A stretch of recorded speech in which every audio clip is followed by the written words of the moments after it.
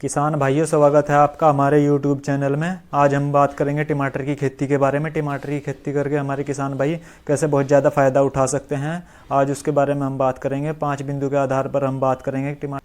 Number 1, टमाटर की खेती करने का सही समय क्या है। नंबर 2, टमाटर की उन्नत किस्में कौन कौन सी है जिससे आप अच्छा उत्पादन ले सकते हैं। नंबर 3, टमाटर के जो ट्रांसप्लांट करना है, पौधों का ट्रांसप्लांट करना है, अपने खेत में पौधे लगाने हैं, उनकी उचित विधि के बारे में बात करेंगे कि जिससे आप बहुत अच्छे ग्रो करें आपके खेत में पौधे। इसका क्या तरीका है, कैसे लगाना है। नंबर 4, इस टमाटर की खेती में लगने वाले रोग कीट व उनको रोकथाम कैसे करते हैं। नंबर 5, ये टमाटर की खेती के साथ आप कौन सी इंटरक्रॉपिंग कर सकते हैं, किन किन फसलों को ले सकते हैं इनकी खेती के साथ साथ। किसान भाइयों, वीडियो शुरू करने से पहले आप हमारे YouTube चैनल को सब्सक्राइब कर लें और बेल नोटिफिकेशन को भी ऑन कर लें ताकि आपको हमारे आने वाले सभी वीडियो के बारे में पता चलता रहे।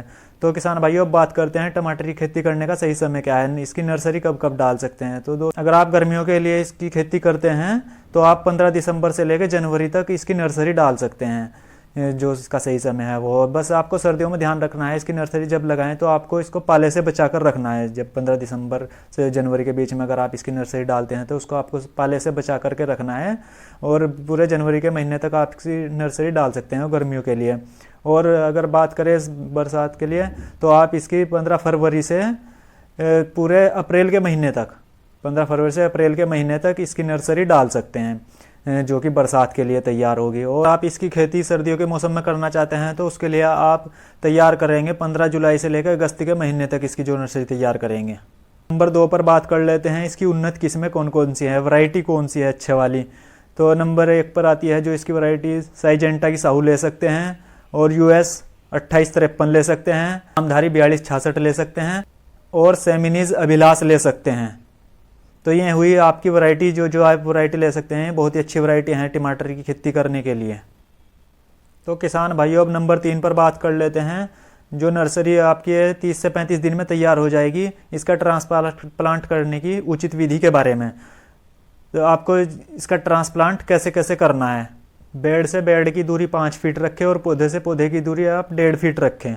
जब आप पेड़ से बेड की दूरी 5 फीट रखेंगे तो उसमें सूर्य का प्रकाश अच्छी तरह से पौधे की जड़ तक जाएगा और हवा भी अच्छी तरह से आर पार होती रहेगी। तो आपके पेड़ों की ग्रोथ ज़्यादा होने लगती है। और अगर आपने इसकी दूरी कम रखी है तो इसमें जो पौधे की जड़ तक है, सतह तक सूर्य का प्रकाश अच्छी तरह नहीं जाएगा। अगर आपके पौधे की ग्रोथ ज़्यादा हुई और आपने दूरी कम रखी है तो इससे क्या होता है, आपके पौधों पर बैक्टीरियल ग्रोथ होने लगती है, जिससे क्या होता है, पौधों पर फंगस जनित रोग लगने लगते हैं। अगर आप चाहते हैं हमारे पौधों पर फंगस जनित रोग ना लगे तो आप बेड से बेड की दूरी 5 फीट अवश्य रखें। आप अपने खेत में मल्चिंग पेपर और ड्रिप इरिगेशन सिस्टम का उपयोग अवश्य करें। अगर आप अपने खेत में मल्चिंग पेपर का इस्तेमाल करते हैं तो उससे क्या होगा, खरपतवार कंट्रोल में रहेगा और इससे रोग भी, कीट भी बहुत कम आएंगे। कीटों का अटैक बहुत कम होगा खेत में, तो जिसे आप बहुत ही आसानी से कंट्रोल कर सकते हैं।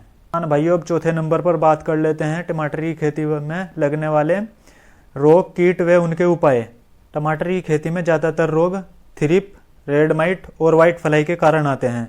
थ्रिप के अटैक से हमारे पौधों की पत्तियां अंदर की तरफ मुड़ जाती हैं और रेड माइट के कारण बाहर की ओर मुड़ जाती हैं। अगर हम इन कीटों के अटैक को ही रोक लें तो हमारी फसल पर कम से कम रोग लगेंगे।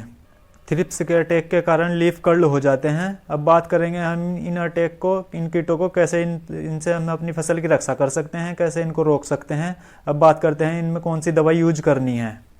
इसके लिए आप कर्टा फर्टिलाइजर की तरफ से आने वाली लाइजोरस दवा का उपयोग कर सकते हैं। इसमें आपको एक किट मिलेगी, उस किट के अंदर 3 दवाई होंगी। इस किट में जो जो दवाई होगी वो मैं आपको बताता हूँ। मेटिसाइड 250 ml, एक्टिवेटर 50 ml, लाइजोरस 1 ग्राम। इसमें आपको 3 दवाइयाँ मिलेंगी। तो किसान भाइयों, अब मैं आपको बताता हूँ इस दवा का उपयोग आपको कैसे करना है। सबसे पहले आपको 1 ग्राम लाइजोरस 50 ml एक्टिवेटर में अच्छी तरह से मिक्स करना है और फिर उसको 100 लीटर पानी में मिला देना है। उसको अच्छी तरह से 100 लीटर के पानी में घोल दे। फिर उसके बाद आप 250 ml मेटिसाइड को भी उसमें मिला दें। इन तीनों को अच्छी तरह से इसमें मिला करके पानी में मिक्सचर तैयार कर लें। अच्छी तरह से इनका घोल बना करके तैयार कर लें। आपने जो ये दवाई मिला करके 100 लीटर पानी यानी अच्छे तरह से ये घोल तैयार किया है, इसका स्प्रे आप 1 एकड़ में 6 से 7 पंप स्प्रे कर सकते हैं। पहला स्प्रे जब आपकी फसल 25 दिन की हो जाए तब करें, और दूसरा स्प्रे 15 से 20 दिन के बाद करें। जब आपने पहला स्प्रे किया है उसके 15 से 20 दिन के बाद करें, और तीसरा स्प्रे भी दूसरे स्प्रे होने के 15 से 20 दिन के बाद करें। अगर आप मेरे बताए हुए तरीके को फॉलो करते हैं, अगर आप इसी तरह से करते हैं बिल्कुल, तो आपके इसमें की फसल में लगने वाले जो ये थ्रिप्स है, रेड माइट है और वाइट फ्लाई है, इनका अटैक कंट्रोल में रहेगा और आपकी फसल को रोग नहीं लगेंगे। अच्छा उत्पादन और अच्छी ग्रोथ के लिए आप इसमें नैनो NPK 05234 का लाइजोरस के साथ मिलाकर उपयोग करें। इससे क्या होगा, जो टमाटर के पौधे हैं उनकी जड़ें मजबूत होंगी और नई जड़ों का विकास होगा। इससे आपका उत्पादन बहुत ज़्यादा बढ़ जाएगा। किसान भाइयों, 5वें नंबर पर बात कर लेते हैं। आप टमाटर के फसल के साथ कौन सी फसल की इंटरक्रॉपिंग कर सकते हैं। इसके साथ आप मिर्च की इंटरक्रॉपिंग कर सकते हैं, धनिया की कर सकते हैं, गाजर की कर सकते हैं, गेंदे की कर सकते हैं, चुकंदर की कर सकते हैं। आप इन फसलों की इसके साथ इंटरक्रॉपिंग कर करके बहुत अच्छा लाभ उठा सकते हैं, यानी एक फसल के साथ 2-2 फसलों का उत्पादन ले सकते हैं, 2-2 फसलों का डबल फायदा उठा सकते हैं।